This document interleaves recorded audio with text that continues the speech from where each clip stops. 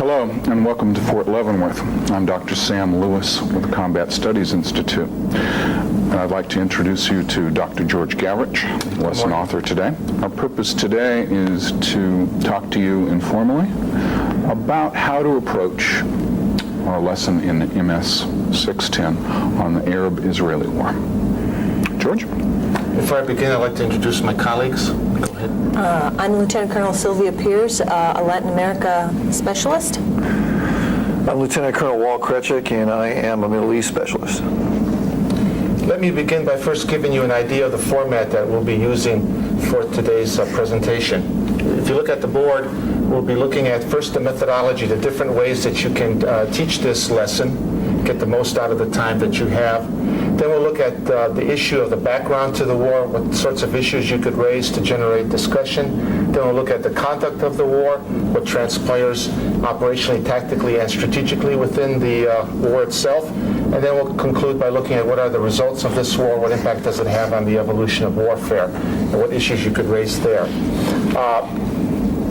Before we get into looking at the methodology, I think one issue you should keep in mind and you might address to your students is why are we studying this lesson? And the readings will give you an idea of why this lesson is important. After World War II, we saw that war moved out of Europe and the big general wars are taking place elsewhere, wars that could be studied as conventional wars with the latest technology. And the Arab-Israeli conflict fits into that mold where certainly with 67 war and on, other countries are studying what is going on in that region.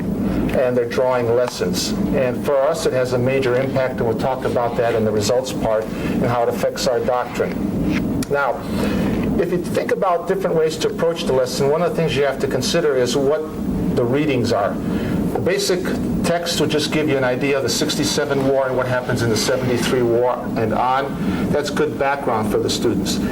This LP was written with the idea that you could look at the interaction of strategic, operational, and tactical dimensions, spheres of war, and how they interact in preparing for war, the conduct of war, and its fallout.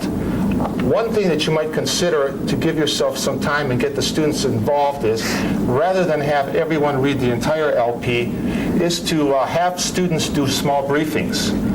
Because you're out there in the field and there's a lot of interest and concern with tactics and operations, one consideration that you might have is to look at two battles that are covered in this LP. One is the 8th of October counterattack by the Israelis. Assign that to a student, have the rest not read that section, and it covers basically the pages 39 to 53. Have the student give a briefing on what transpires during this battle and what's its significant for the war. Another battle that you could look at is Chinese Farm. Chinese Farm takes place toward the latter part of the war, and have another student look at those same kinds of issues that you do in a battle analysis format. If you look at the battle analysis format and the importance of each of these battles, you might consider the 8th of October is the last serious attempt by the Israelis to stop the crossing of the Egyptians. And as you look at what transpires during this battle, ask the students to look at what is the strategic setting, and what part of the war is this taking place, and what's the overall strategic environment. Ask the student to look at what are the opposing plans, what are the opposing objectives of each side. Then look at how the tactical events unfold and what are some of the problems that transpire on the battlefield when the Israelis try to counterattack against the Egyptians. You could ask your students certain kinds of issues, and we'll talk about in the latter part of today's presentation, that are specific to this battle. Do the same thing for the Chinese Farm battle. Ask those same kinds of issues for the student, and that'll take some time. It'll get the student involved in doing presentation, probably get some insights from them, and then the students can react to their presentation.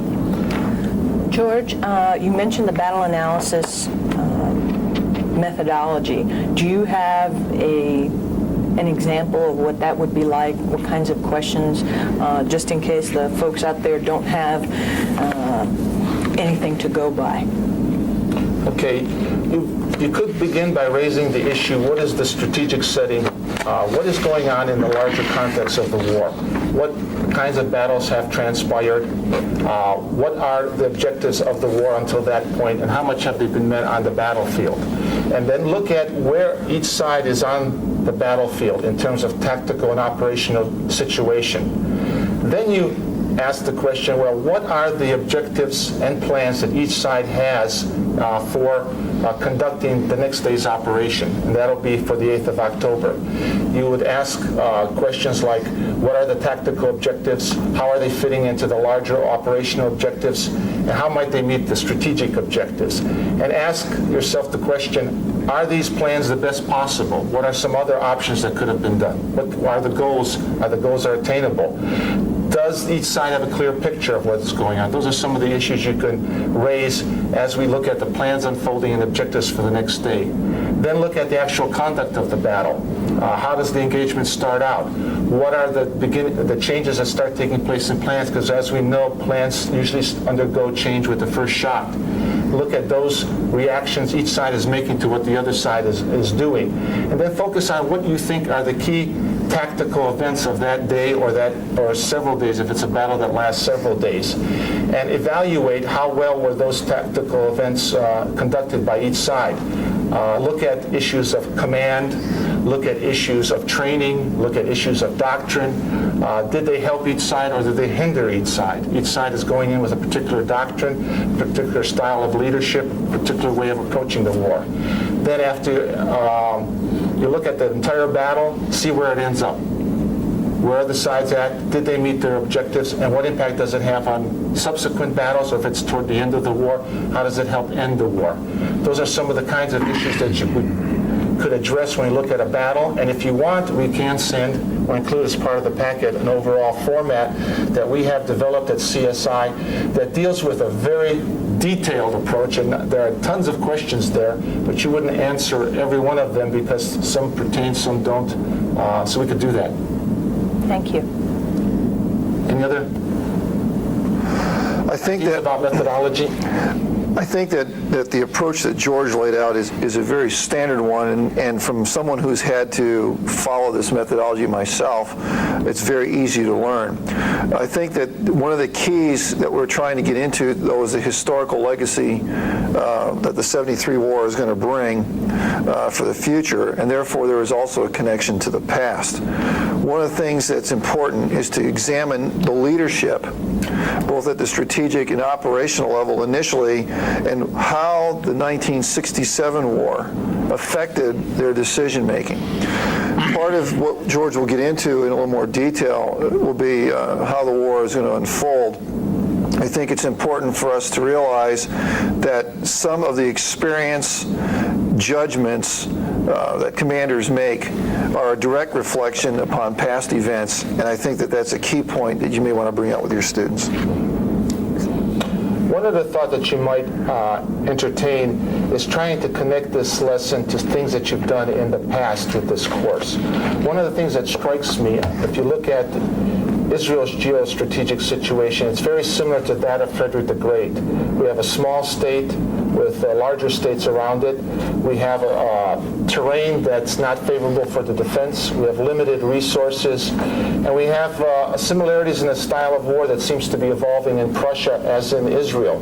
You would like to take the fight into the enemy's territory. You want to have your army be of higher quality than your opponents, march faster, or drive faster, be more disciplined, and you take more care in developing your military. You assign more resources than societies around you, more energy toward developing a first-class military. So you might draw parallels between Prussia and Frederick the Great and his geostrategic situation and how he goes about winning, and look at Israel's situation. There are similarities and there are differences. One is a more authoritarian state 200 years earlier.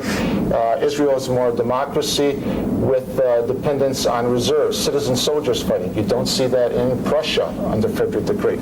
But there are certain similarities, and they'll see that there are things that can be drawn from the past, and you can understand why Israel has been infatuated with studying German military history. That's a very sophisticated idea.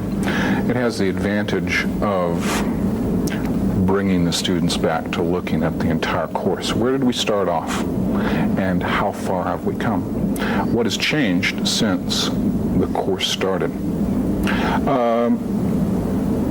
We saw Frederick the Great resort to the offensive using audacity maneuver. How appropriate is that in 1973, exported to a different continent?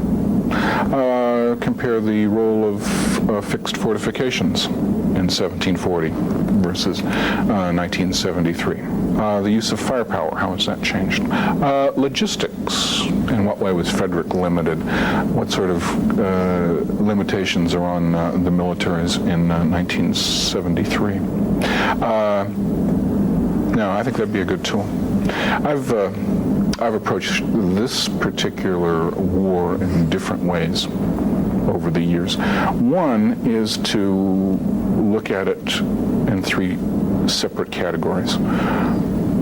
I start off at the strategic level and look at what's happening for both sides. And when that's wrapped up, move over to the operational, cover both sides, and then move on to the tactical and move on. That has worked in the past. In recent years, I've walked in and the first question I've asked is, has anyone served with or next to the Israeli military or the Egyptian military? And if so, ask them what sort of institutions these were. Were they like the U.S. Army or different? You never can tell. But quite frequently there is someone who has had some experience with one of those militaries, and they can share their knowledge about what it's like. Is their military culture like ours or different? What is similar? And you can use that as a launching pad to look at the two armies as they were, and then move into their geopolitical situation, their strengths, their weaknesses, and eventually their doctrine. One other thing to look at as we look at the comparisons, we look at comparisons between Egypt and Israel at the time during the war. We also need to draw comparisons or draw relationships between Egypt, Israel, and the United States, because a lot of what happens in the Arab-Israeli war directly impacts on U.S. doctrine at the time. General Depew, in our Leavenworth paper, number 16 here, he talks about the impact that the Arab-Israeli war has on our doctrine and how we look at maneuver, how we look at logistics, how we look at audacity, those things. That's an excellent point. We do have some readings for this week from the Depew book, and it will constitute the bulk of the readings for Lesson 16 next week. So I try to use that as a bridge from wrapping up this week's lesson and getting ready for next week's lesson. But yes, I agree wholeheartedly with that. And it brings me to my final thing to consider is you could have one student give an overall summary of what's in this book and then open up the discussion. Did we draw the right kinds of lessons as we looked at this war? And it'll be a nice bridge. So you can now add a third possible briefing for a student in addition to one on the 8th of October battle, one on the Chinese farm and Israeli countercrossing, and then add this one. The other thing that's kind of interesting you might keep in mind, as Dr. Lewis has mentioned, if you have some students who have some background experiences with Israeli and Egyptian military, you might find that they think that what they see today reflects back on what was going on in 73, and you might explore that issue. Are the armies the same today as they were before? Could we make jumps back into the past that easily? Okay.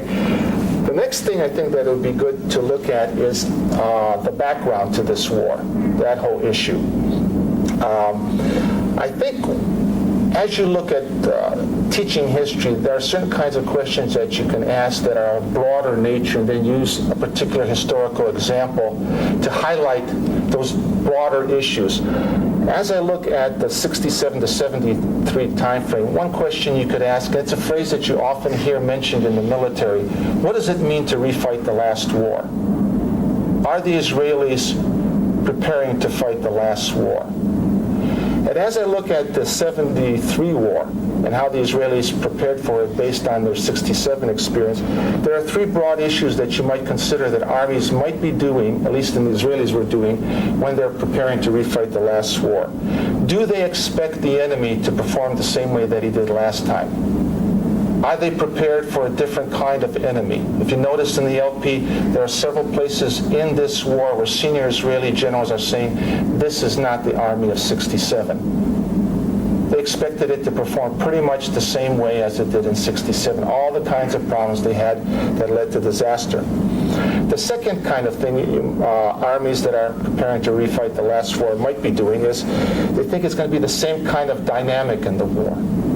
Israelis were thinking the next war is going to be short, it's going to be decisive, and we're going to have few casualties. They did not expect for a war of attrition that was going to draw out to be 3 weeks. For them, 3 weeks was a long time if you think of a nation of 3 million people trying to fight that long. So sometimes nations, when they're preparing to refight the last war, might be expecting the enemy to perform the same way and expect the dynamic of the conflict to be pretty much the same as it was last time. And the third thing that the Israelis, I think, are doing that is kind of refighting the last war is they are relying on the same keys to success. Those are, they're going to have prior intelligence that the war is going to break out. That intelligence is going to be accurate, timely, and useful. The second thing is they're going to be able to use their air power to a maximum. Be able to have air superiority, and they're not able to do that because the war starts out with the Arabs attacking, and then you have to face the dilemma. What happens when the enemy starts the war and you have to fight, and you've been used to fighting with you starting the war, as in 56 and 67. And the final thing, the key success, is that on the ground, the key will be armor. And armor is going to be able to break through easily and bring decision on the battlefield. And you find that armor does not perform the way it's supposed to because the Arabs have attacked and they have countered each of those kinds of strengths that the Israelis have. When you put them all together, there is a parallel to our army situation. We expect to win the information war, we expect to have air superiority, and we expect to have the superiority in maneuver. Who would want to go against an army with those strengths? Well, the Arabs have to face those strengths as they develop a strategy out of desperation, if you will, on both sides, Syria and Egypt. Something that's important that, George, you've kind of highlighted on is that the enemy always has a vote. If we forget that, and many times we do, it's going to be to our detriment. Right. Always count on the enemy having a vote, no matter what the situation is, whether it's good for you or bad for you. There are those things that the opponent can do that's going to influence what your plans are and what your operations are going to be. This ties in with an approach that I have used in the classroom regarding the preparation for the future conflict. What we have here is a mindset that exists within the Israeli military, which today the American military labels complacency.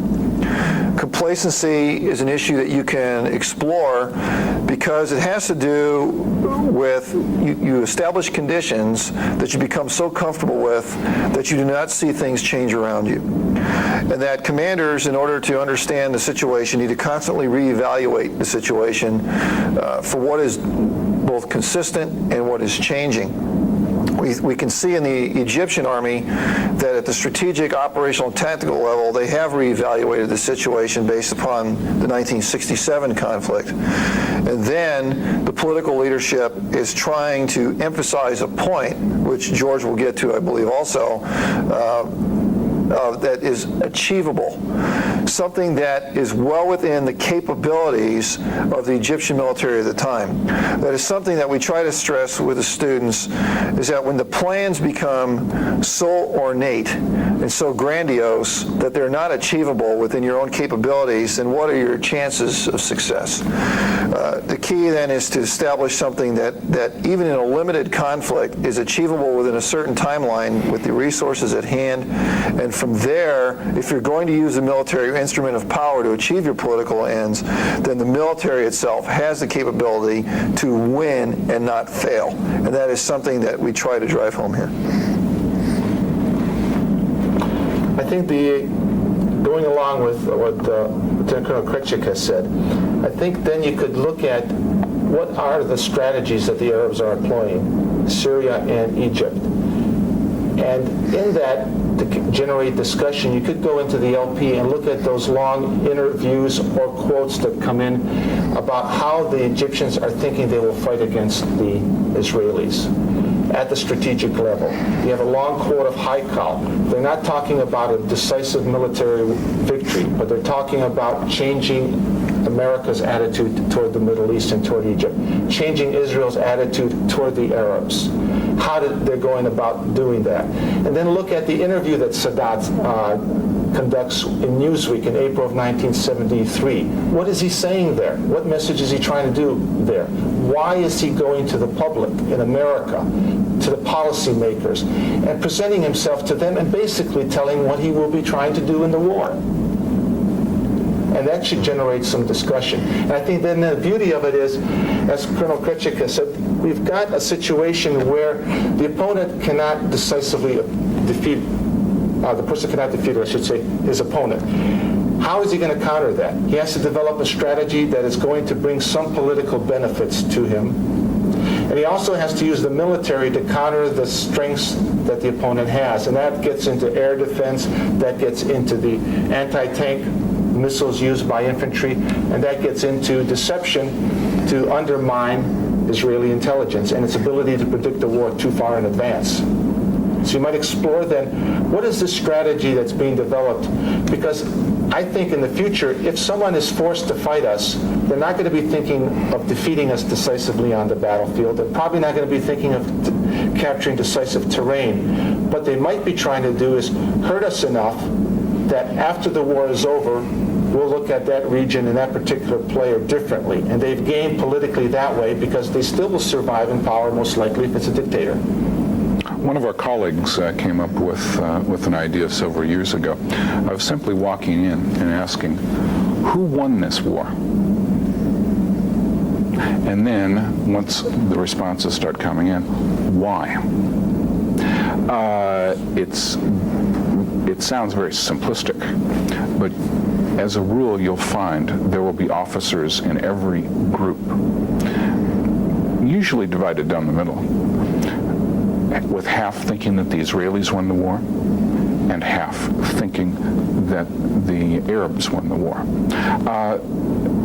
That's the basis for a healthy discussion of warfare at the strategic level, operational level, and tactical level. Your job as a facilitator is to control that discussion, but theoretically it can be done by asking one very good question. Absolutely. And what that does, what Dr. Lewis is saying, is it reverses the whole order.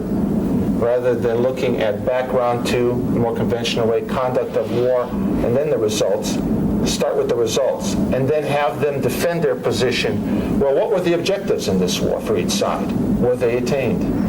How was the war conducted? Did it affect the overall strategic situation at the end in determining whether they can obtain their objectives? Because you have to remember, just by crossing the canal is not enough for the Arabs. If they get decisively defeated and their whole army gets pulverized, it leaves them in a different bargaining position strategically at the end of the war. They are left compromised at the end of the war because their Third Army, basically first echelon, 2 reinforced divisions, is surrounded on the East Bank. So that's the position from which Sadat has to start negotiating, rather than I've crossed, all my positions are secure, now negotiate with me. So it brings it back, it puts more pressure, I think, on you as the instructor to ask the right kinds of questions that will force people to provide evidence. Why do they believe one side, one or the other? Or if they say both, why? In what degree? At what levels? But certainly Egypt gets back to Sinai, but at the same time its military image is not that good. It's only good for the first part of the war and the crossing operation. Israel comes out looking good because they've done the bold, audacious counter-crossing, got into the Israeli rear. So that is a good way of doing it. I would like to add one point on that. This gets into a previous lesson with Karl Clausewitz and his notion of using military instrument to achieve political objectives. it is an interesting dynamic to bring out with your students when they begin to first realize, some of them for the very first time, that why a military is used. Some students believe that militaries are used to go out on the battlefield and do certain things to fight and win wars for their nation state. Some are also educated now to the point where they realize that maybe it's not just the nation state that the military was used for, but for a key political leader to accomplish that individual's goals and objectives. And then, while the war is being conducted, Clausewitz noted that you can never push war to its extremes because of the limitations that are placed upon the military commander that come from all sectors of the society that spawn that military, plus also the political dynamics that are ongoing while the conflict is being fought, which reinforces, I think, George's point that if that military commander is not successful on the battlefield in accomplishing the ends, then what situation does that place the political leader in where he now has to bargain rather from a position of strength like he envisioned, but a position of vulnerability. So that should be emphasized, I think, with the students, that they as military commanders play a key role. How they maneuver their forces, how they fight those forces, how many casualties they cause on the enemy or take themselves, how they use the equipment at hand to achieve national ends, because no matter how that conflict ends, they were the ones who may have fought that conflict, but it is going to be the political leadership that has to pick up the pieces at the end and then negotiate or bargain to achieve the military end state and the political end state. That's a very good point. I was going to go a slightly different way with the conduct of the war, but to take off on what Colonel Kretschik said, as this war is being conducted, you could look at these things tactically and operationally, but also politics plays a role in this. And it affects how you conduct operations. For example, when Israel is doing its counter-crossing operation and starting to become successful, and the United States comes out and supports Israel with the promise of more military aid, that's when the Arabs start to increase the price of oil. Then they put an oil embargo on the United States. It puts pressure on the United States to get more involved diplomatically. It puts pressure then on people who are conducting battles on the Israeli side to end the war as quickly as possible because of imposed ceasefires coming down quickly. For the Egyptians, they're just trying to hold on with what they have because Sadat sees that there might be a political resolution in it. So you find that in the conduct of war, not only what you do tactically affects the political, but also you might find that political then makes decisions and starts using other kinds of weapons like the economic weapon of oil that influences your own operations, and you never can see yourself in isolation. And this war brings this dynamic very beautifully together because it's there in the planning by Sadat going into the war, talking to Arabs about using the oil weapon in the war. It's done in the war by the use of the weapon, and then afterwards it's part of the pressure to bring some resolution to this conflict, to get the oil embargo rescinded, to bring back the free flow of oil, because the Western world is much more vulnerable than we are in the United States, but we have to show leadership to help the rest of the Western world to handle the economic problem of rising oil prices. That's a very good point. I'd also like to reinforce Colonel Kretschik's point, particularly in bringing forward things that we've looked at in previous lessons. In this instance, the ideas of Karl von Clausewitz, which I think is a very very good idea. Now, in terms of the conduct of the war, there are some broader issues, too, that you might consider. How important is it that you start the war and have the initiative at the beginning? Does it create more fog and friction for an army that is stronger, more superior when it comes to military skills? And in the LP, you find that there is a flow of events trying to capture the kinds of tactical and operational dilemmas that confront Israelis as they find themselves having to prepare counterattacks, not knowing how well the enemy is prepared, making certain assumptions about the enemy. You might ask your students, too, the question, what kind of problems would we have if we found ourselves having to go into an area where we're fighting for control of the air and the ground at the same time, and the other opponent has started the war. What kinds of adjustments would we have to have in our military, the way we've prepared ourselves mentally, doctrinally, technologically, to fight that kind of conflict? Because there are some parallels. We're used to, like the Israelis, fighting with air superiority, being on the offensive, not having the other guy have the initiative. That's very true, George. We are so used to being, if you will, the top dog in military affairs that we forget that people can use not just initiative, but different ways of attacking the same problem that we are not going to expect. We do not have the answer to everything. And even though our present enemies might be less technologically capable than we are, they may be able to use that particular idea against us because we are so technologically advanced.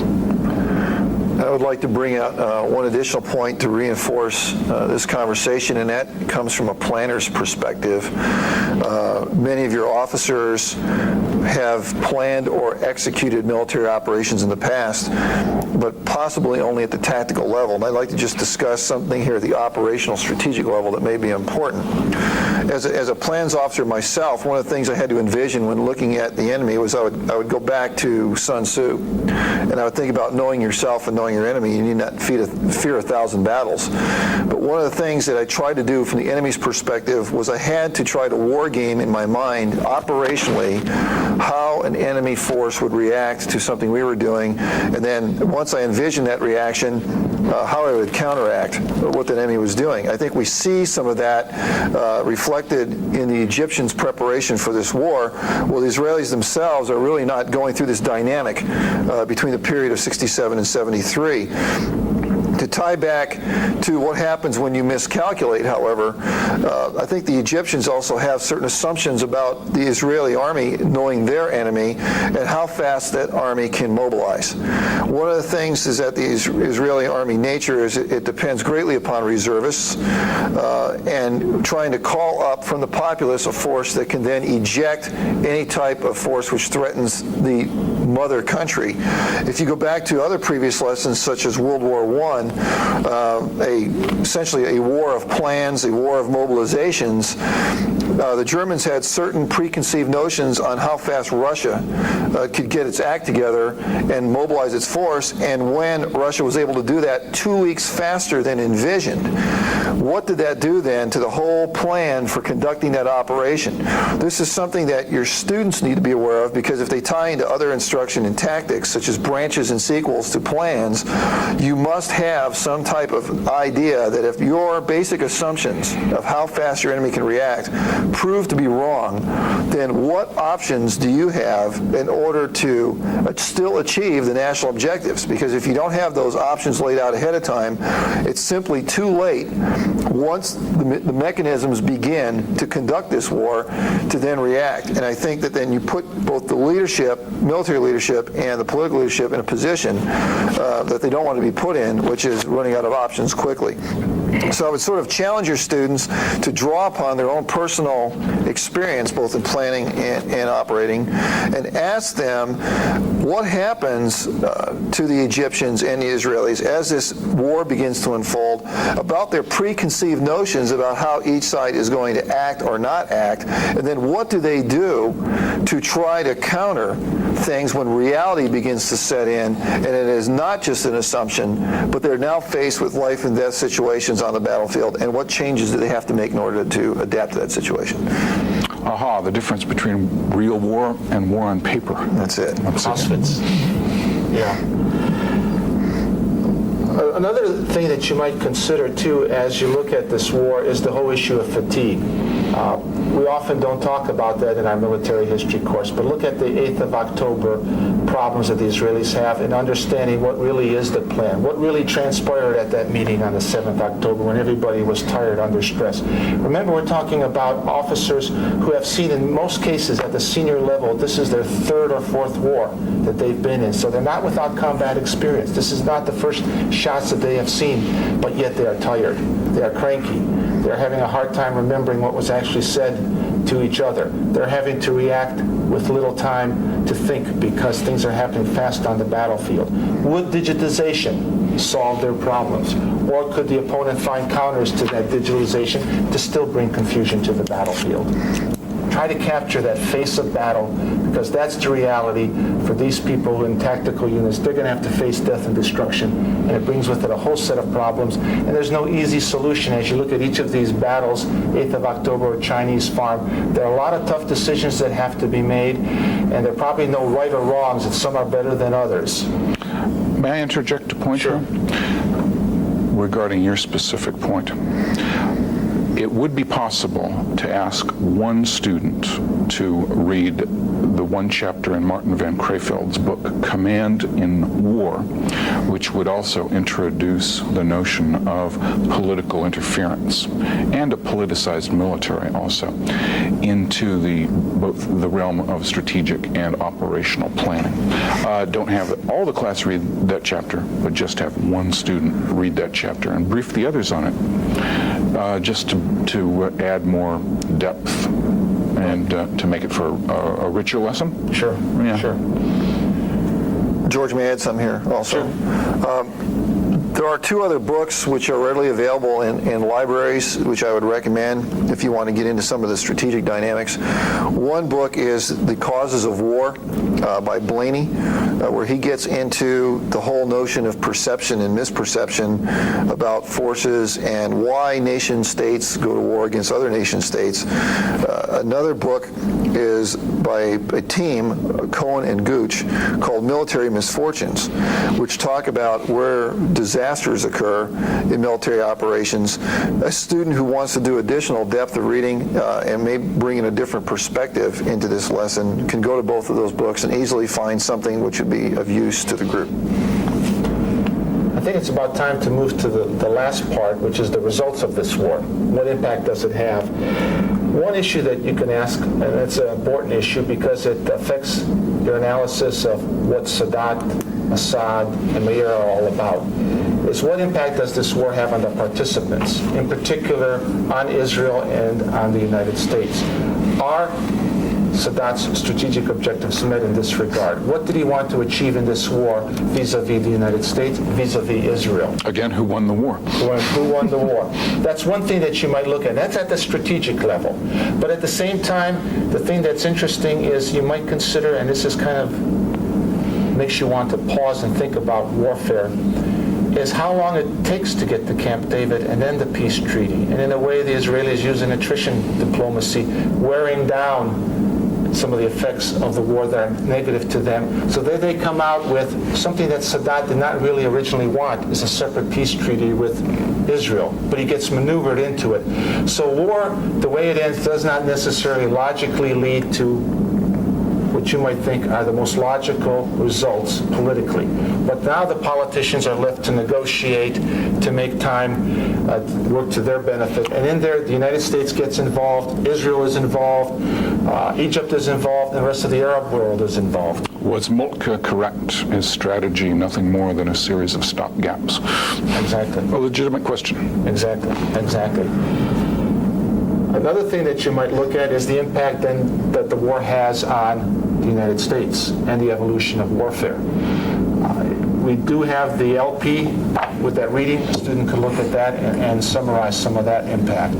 It has a tremendous impact on the United States. It is considered in the evolution of warfare probably the beginnings of precision-guided missiles in warfare. It is the use of electronic warfare in a conventional sense with large forces. It is using tanks in large numbers that probably equal those in the Battle of Kursk in World War II. Not that they're all fighting at the same time, but they're spread out over a couple fronts. So we're talking about death and destruction and loss of equipment that boggles the mind in the United States because it's high levels, so that we have to drain virtually a lot of our storage capabilities in NATO to resupply Israel. And we don't want to see that happening. So it isn't a war that has an impact tremendously on the societies involved, which is one thing that's very important. The other factor to consider is what impact does it have on the evolution of warfare, on the U.S. in particular. This war comes as a rude shock for everyone. It's the first real opportunity since 1945 to see large conventional militaries engaged in combat and see what happens. In next week's lesson, we're going to see how the U.S. Army relates to this very rude shock, coupled with leaving the South Vietnam. Another question can be asked was raised by the first of the great scientific historians, Hans Delbrück, 100 years ago. Before the invention of the tank and the airplane, looking at military history, he said, the central question is who rules the battlefield? The man on horseback or the man on foot? And he meant it literally. But in 1973, clearly the man on horseback has been replaced symbolically by the man in the tank and the man in the helicopter or aircraft. Who rules the battlefield in 1973? Who rules it now? What should we be doing now to prepare ourselves and the next generation of officers for dealing with profound change? And one of the lessons you might consider in that is the prophets right after, some were saying the airplane is dead because of the air defense system. It won't play that role again. The anti-tank missile will challenge the armor to the point it'll be taken off the battlefield. One lesson that comes out of this is for every weapon there's a counter weapon, and it's the combining of these arms in the right kind of organization to get the maximum effect. But there is no single weapon that does damage to the point of excluding all the others. On occasion, it would appear that there is a silver bullet, a magic weapon system that will solve all of your problems. What's the shelf life of that magic bullet? Yeah. Any other thoughts? I would just add one concluding point here, and that is the change that occurs in military culture. Particularly within the Israeli army. The Israeli army is going to be used again since 1973 in Operation Peace for Galilee, where they go in to attempt to eliminate the Palestinian Liberation Organization and also Syrian presence in Lebanon. What did the Israeli army then learn from the 1973 war? We've talked about the influence that this had on the United States. This was dramatic change with Depew and the Depew Doctrine, but that's an outside power looking at a war in another continent. Here is an army that has just fought the Egyptians and saw their ability to change and adapt very quickly from the 67 conflict. How then did the Israelis change and adapt, or did they? And then what was public opinion's view of this war in Israel?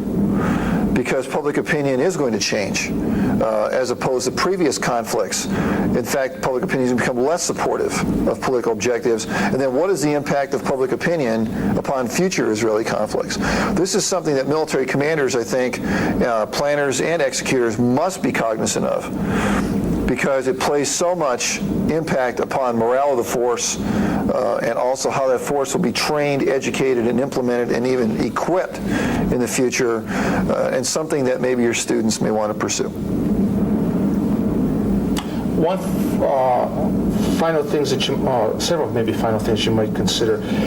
One is, if you look at the Arab-Israeli wars overall, each war is different, but the participants are roughly the same, and many of them have seen various wars. Perhaps one important lesson to be drawn is that it's difficult, virtually impossible, to predict what kind of war you're going to fight. And perhaps the best thing to do is, when you think of a concept like Force 21, is to have flexible response in there to fight different kinds of wars. 48 was a war of independence for Israelis. It was a levy en masse. 56 found them with allies fighting against only Egypt, with France and Britain helping Israel. 67 is a kind of blitzkrieg. 73 is long by their standards, but it's a conventional war. 82 is kind of like a Vietnam for the Israelis. And then they end up fighting on the streets of Watts, I could say, but on the streets of Hebron, a different kind of conflict altogether. For each one, they seem to be caught off a little bit. The question is how to be able to adjust. So to create a mindset that do not prepare yourself for only one kind of war where your weapons will be used to the maximum on the battlefield. And one other thought that you might consider is that when we were a small nation, like in the period of the Crimean War, we were smart enough to send lookouts, observers to other parts of the world to learn from other parts of the world how warfare was conducted. That was the mission of Emory Upton in the 19th century. Go abroad, my son, and learn from others. Because you're a superpower doesn't mean that you cannot learn from others. So I think you should pump up your students the week before or the lesson before of the importance of looking at other parts of the world and the lessons that can be drawn by studying warfare as it's conducted elsewhere. Because it helps us to get outside of our own narrow parameters of looking at the world and what is war, what is universal about war, or what is very American about war.